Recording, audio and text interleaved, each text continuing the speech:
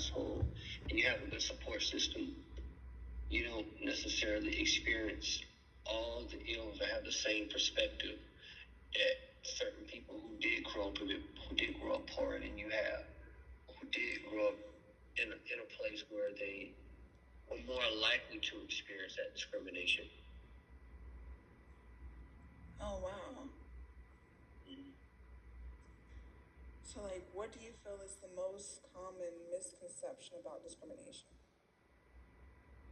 I think the most common misconception about discrimination is that it has to be intentional.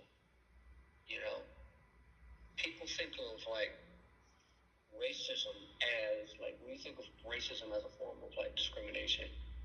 We think of racism as attitudes, or we think of discrimination as like an attitude.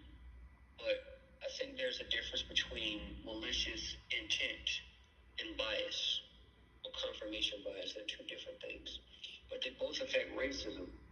You know, if you see two people in a room, right, who are familiar with each other,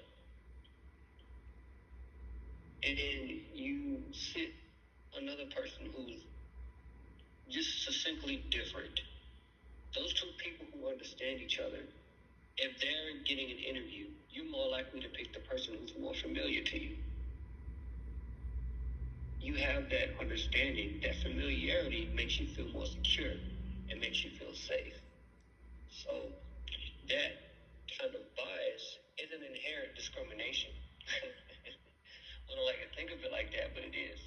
So if you apply that to anything in life, that isn't necessarily always malicious, but it is harmful.